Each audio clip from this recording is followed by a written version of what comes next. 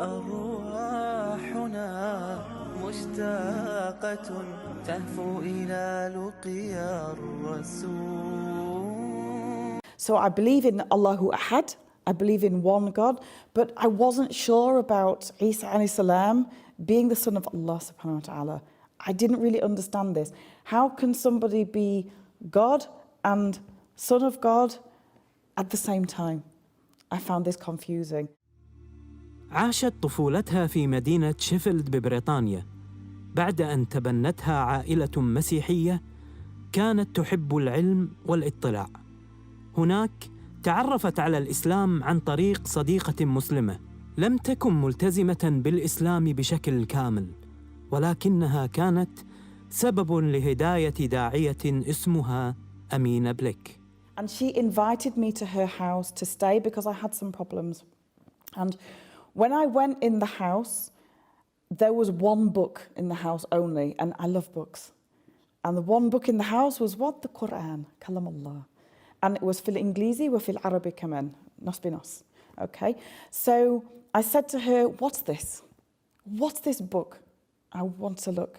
And she said, okay, خلاص, wash your hands and you can look. And I opened this Quran and I saw, like the Bible, the stories, Yusuf alayhi salam, Ibrahim alayhi salam, all these prophets that I was growing up from as a child. And I was like, oh, it's amazing. Because in England we're taught Islam is Allah and Christianity is God. Two different things. Then I understood. So what happens then? I start asking questions. Win al dalil. You're saying this is kalam Allah. Win al dalil.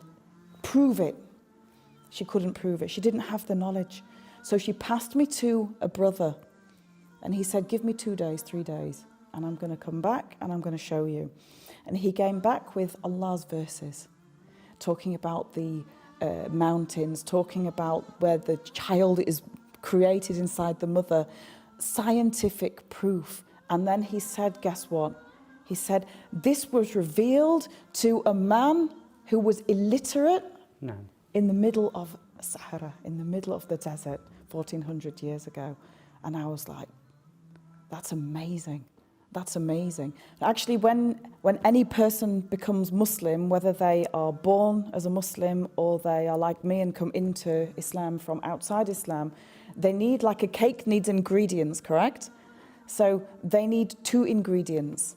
They need ilm and the qalb, the iman. So the ilm was then complete, but there was one last element to include, and that was the qalb, the iman. Many new Muslims, when they become Muslim, they are isolated. And there's a lot of wisdom in this. Allah is Al-Hakim. And actually the Rasulullah sallallahu alayhi wasallam, when he was finding Allah subhanahu wa ta'ala, he was doing it through isolation. He goes to the mountain, he goes to the cave, he prays, he reflects. As a new Muslim, I was seeking Allah subhanahu wa ta'ala. So I had the belief, I had the qalb, I had the ilm, but I needed to find the salah as the next stage. And I was desperate. So I was asking friends, I need knowledge, I need to learn how to pray. Show me. They couldn't. I was isolated on my own. I felt alone. I felt very negative. I had to make dua to Allah subhanahu wa ta'ala.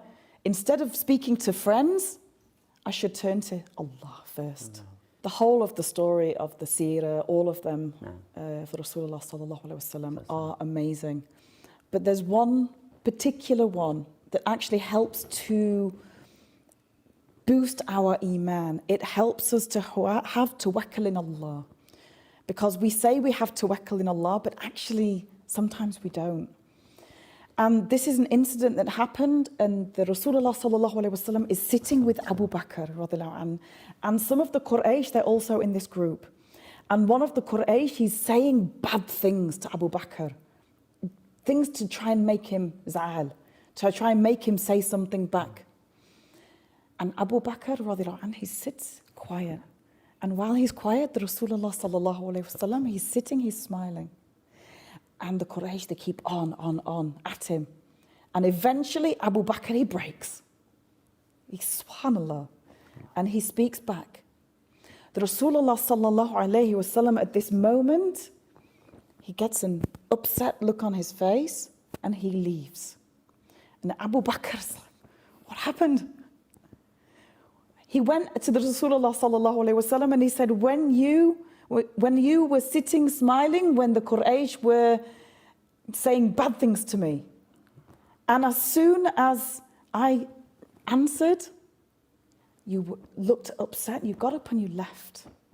Why? The Rasulullah sallallahu alaihi wasallam said to him, while you were sitting quiet, there was a malaika answering for you on your behalf.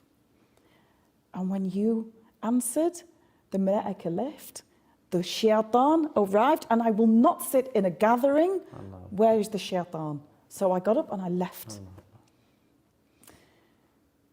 When we have people backbiting against us, when we have people making fitna, we have to understand that Allah subhanahu wa ta'ala will send us help in ways that we do not understand. It's part of al-ghaib.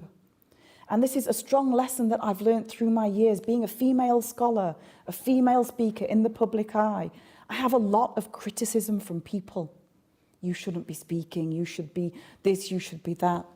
But actually, the times when I have not answered, Allah subhanahu wa ta'ala has sent people and situations to answer on my behalf. When I do answer, then it's the wrong decision. حبيبي يا رسول الله حبيبي أنت بعد الله حبيبي